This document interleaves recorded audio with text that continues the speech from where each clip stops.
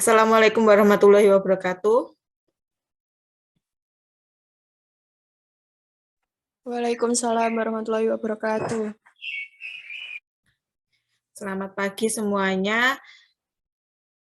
Hari ini kita akan melaksanakan perkuliahan fisika teknik untuk pertemuan yang keempat. Nah, untuk pertemuan hari ini yang kita bahas adalah melanjutkan pertemuan sebelumnya. Pertemuan sebelumnya itu adalah kita sudah membahas tentang gerak lurus sampai gerak jatuh bebas. Untuk pertemuan hari ini kita akan mempelajari tentang gerak parabola.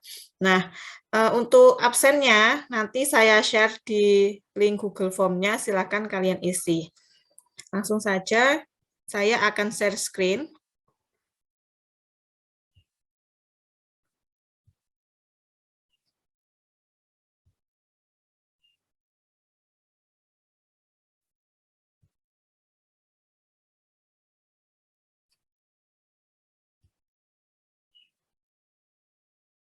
Apakah tampilannya sudah full screen? Sudah, Bu. Oke, jadi untuk hari ini kita akan belajar tentang kinematika gerak dua dimensi, atau di sini kita fokusnya pada gerak parabola. Tujuan dari perkuliahan ini adalah yang pertama, membedakan kecepatan pada arah vertikal dan horizontal benda yang bergerak parabola, dan yang kedua adalah menghitung jarak terjauh dan tinggi maksimum benda yang bergerak parabola. Nah, sebelum kita membahas tentang kecepatan dan jarak, apakah yang dimaksud dengan gerak parabola? Ya, yang pertama, gerak parabola itu adalah perpaduan dua gerak, yaitu gerak pada sumbu horizontal atau sumbu X dan gerak pada sumbu vertikal atau sumbu Y. Nah, yang kedua, gerak pada sumbu horizontal itu adalah gerak GLB. Nah, jadi GLB itu adalah gerak lurus beraturan, sudah kita pelajari sebelumnya. Dan gerak pada sumbu vertikal atau sumbu Y adalah gerak GLBB, gerak lurus berubah beraturan. Sehingga bagaimana bisa terbentuk gerak parabola atau lintasannya yang dalam bentuk parabola itu adalah karena perpaduan dua gerak, yaitu gerak di sumbu X dan sumbu Y.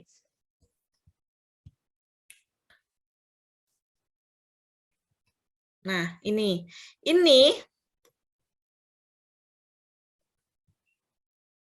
adalah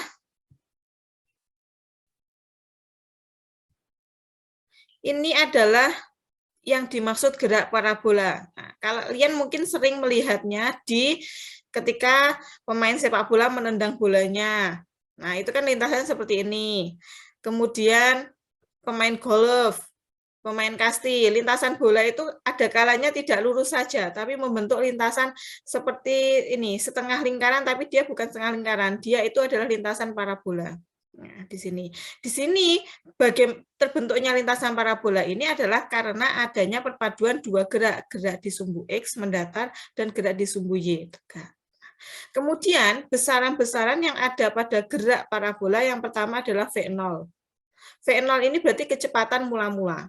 Karena ini perpaduan dua gerak, maka kecepatan mula-mula V0 ini, nah, itu merupakan perpaduan dari kecepatan mula-mula di sumbu X dan kecepatan mula-mula di sumbu Y. Sehingga ketika ditanyakan kecepatan gerak parabola, oh itu berarti memiliki dua komponen, yaitu kecepatan di sumbu X dan kecepatan di sumbu Y, di titik manapun. Ya, berarti kalau VY itu berarti kecepatan di sumbu Y setelah berjalan atau bergerak beberapa detik. Itu. Jadi ini ada V0, V0X, V0Y. V kecepatan total saat T, Vx kecepatan saat T di sumbu X, Vy kecepatan saat T di sumbu Y, X itu jarak horizontalnya. Jadi kalau ditanyakan X, oh berarti jarak mendatar, nah, misalkan dia bergeraknya sampai titik ini, X-nya berapa? Berarti ini, titik ini, jadi ini kita tarik garis putus-putus ke bawah, oh di sumbu X dia titiknya di sini, berarti ini, X ini itu berapa? Nah, kalau Y Y itu berarti di sumbu ketinggiannya atau jarak vertikalnya. Berarti misalkan di sini. Kita tarik ke sumbu Y, seret. Ini titik sini. Ini, titik ini sampai titik sini, itu Y-nya nilainya berapa? Nah, yang terakhir adalah alfa. Alfa itu ini. Sudut disebut sebagai sudut elevasi atau kemiringan dari gerak parabolanya.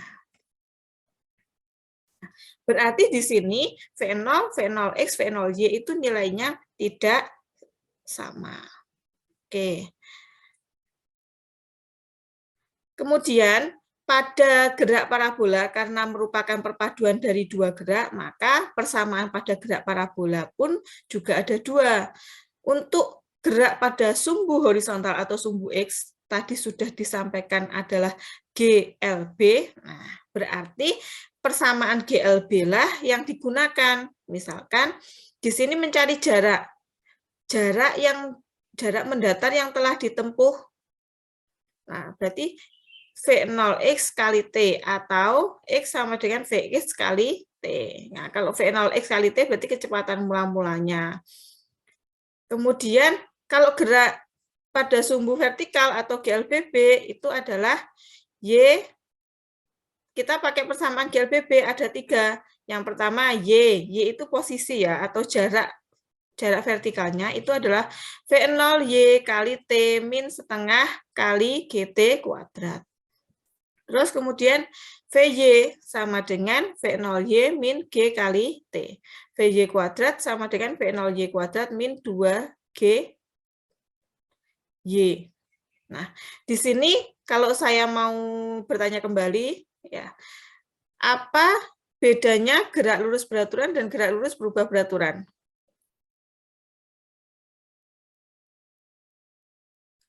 Kalau dari rumusnya ini, bisa dilihat bedanya benda yang bergerak lurus beraturan sama benda yang bergerak lurus berubah beraturan apa? Siapa yang bisa menjawab? Jaf. Tania mungkin?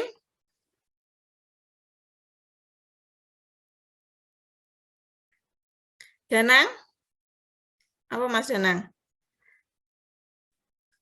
Lupa? Jadi kalau di sini sama lihat dari rumusnya, itu kan ini hanya V0 kali T ya. Tidak ada G. G itu kan percepatan, sehingga kalau gerak lurus beraturan itu tidak ada perubahan kecepatan. Kalau gerak lurus berubah beraturan itu berarti ada perubahan kecepatan. Oke.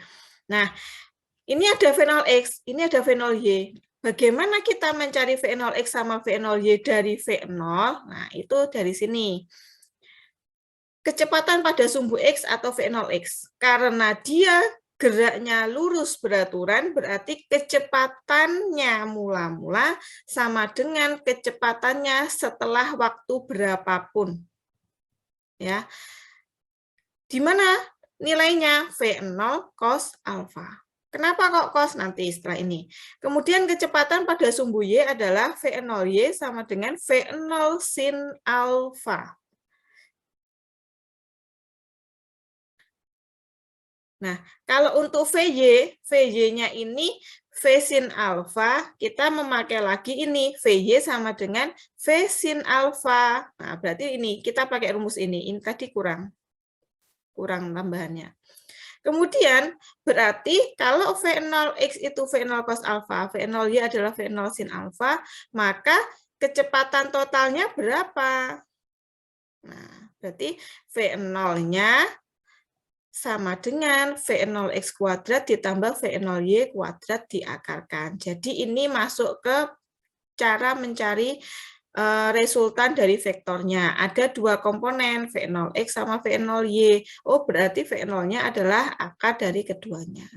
Begitu juga untuk V, kecepatan akhirnya. Kalau ditanya kecepatan akhirnya, bukan kecepatan akhir di sumbu X atau di sumbu Y, berarti ya kita mencari kecepatan akhirnya. Pakai ini juga.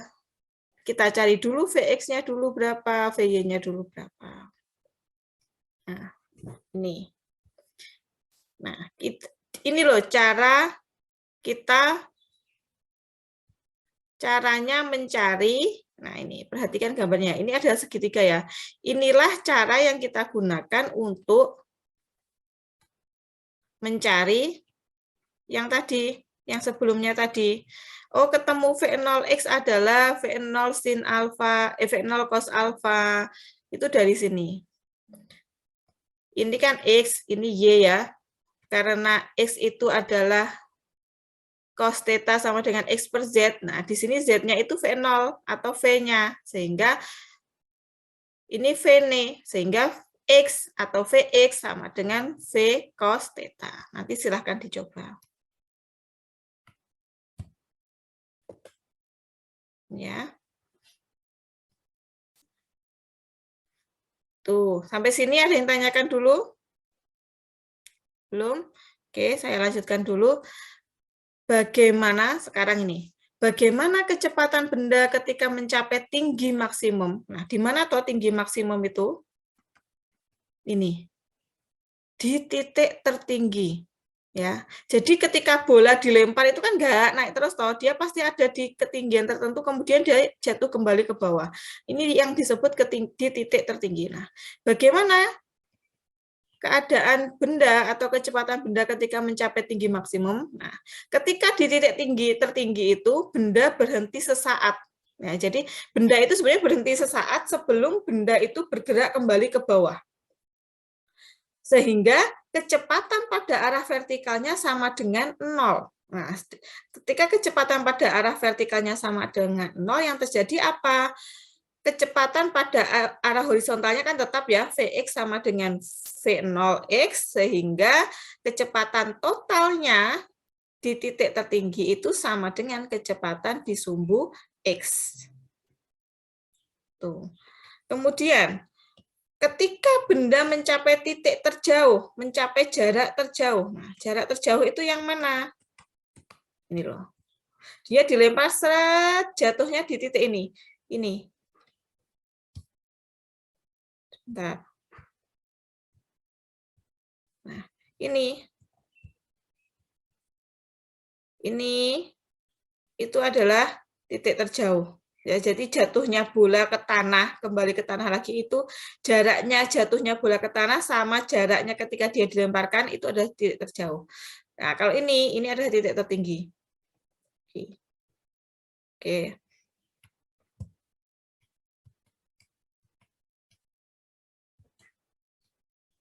Ini.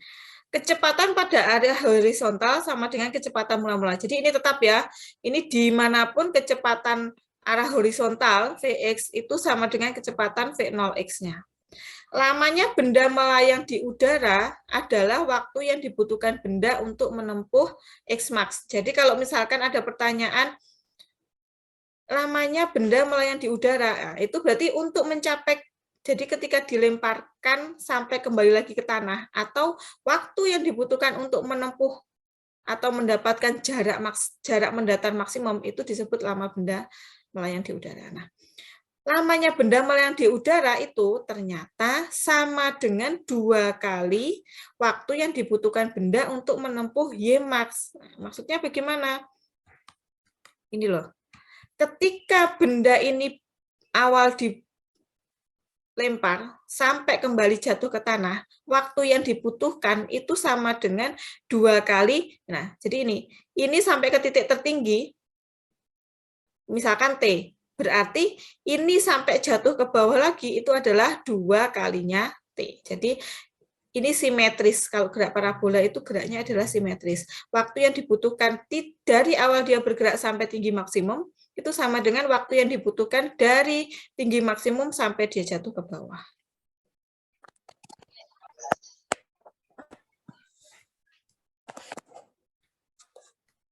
Nah, sampai di sini ada yang ditanyakan untuk gerak parabola? Sebelum saya menunjukkan contoh soalnya.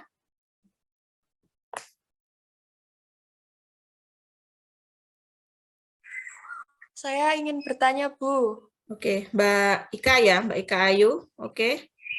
Ya, sebelumnya terima kasih atas kesempatan yang diberikan.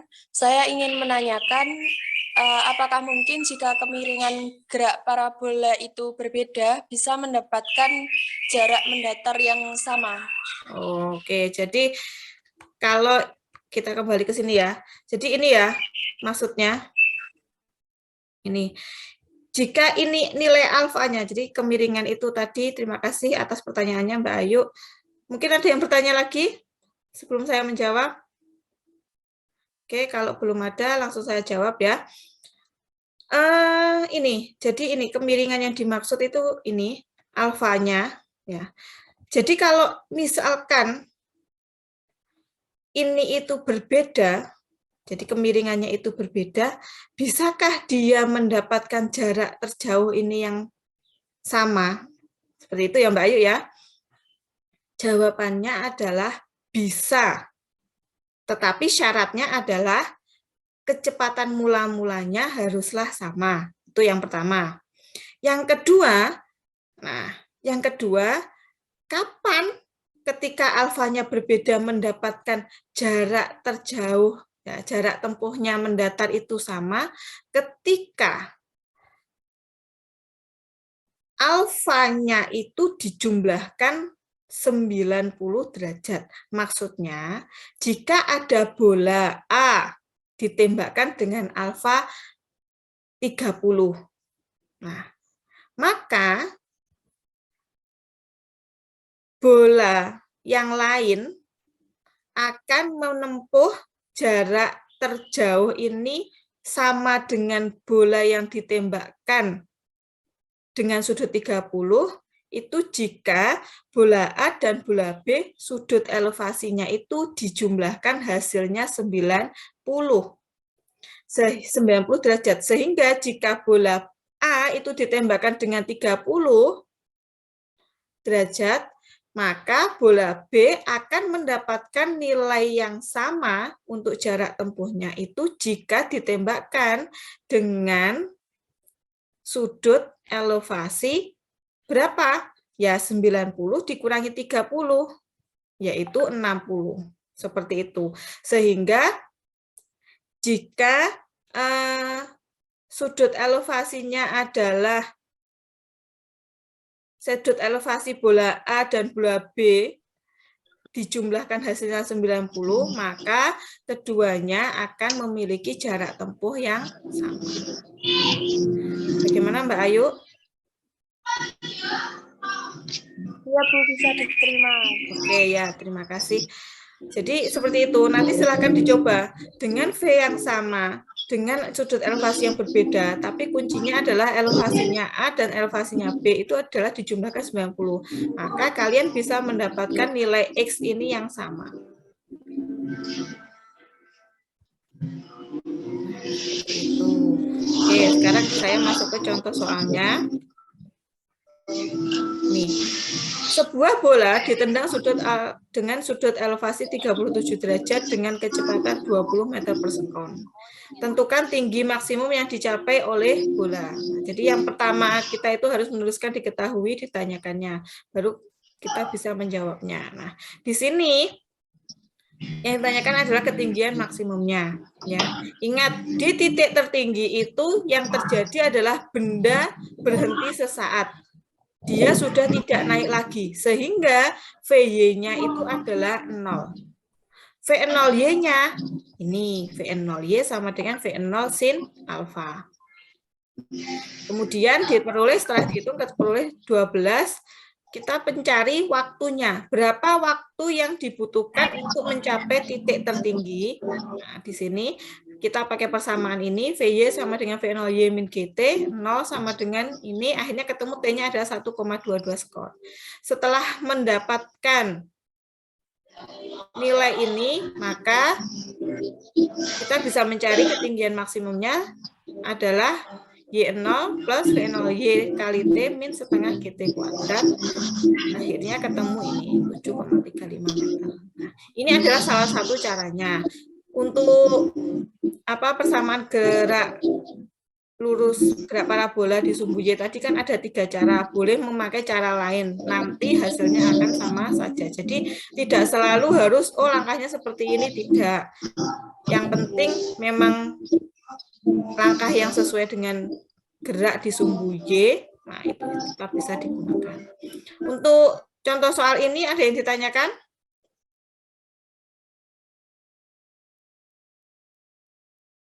Oke, kalau belum ada, nah ini tugasnya ya.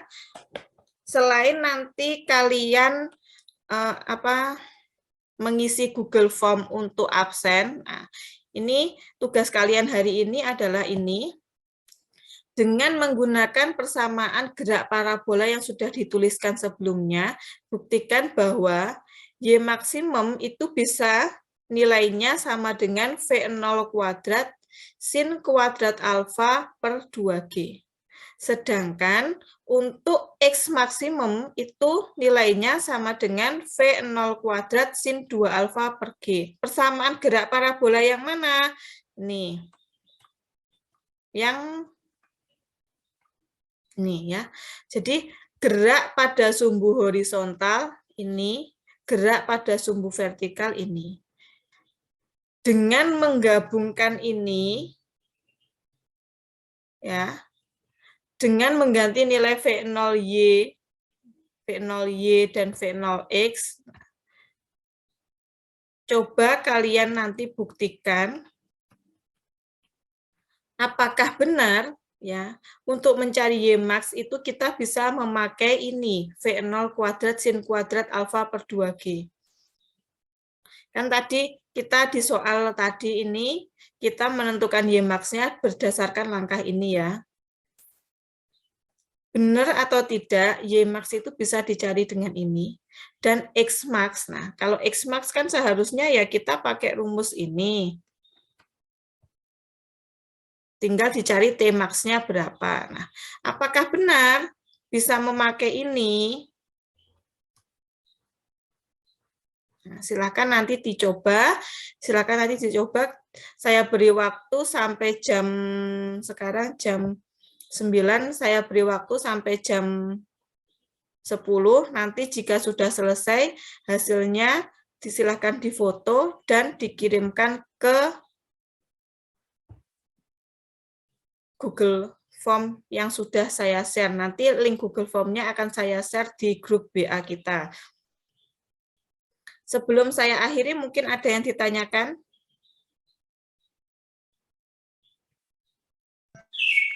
Belum, Bu. Oke, kalau memang belum ada yang ditanyakan, sampai ketemu lagi, jangan lupa dikerjakan tugasnya, dan jangan lupa absen, sampai ketemu lagi di pertemuan berikutnya. Saya akhiri dulu. Wassalamualaikum warahmatullahi wabarakatuh. Waalaikumsalam warahmatullahi wabarakatuh.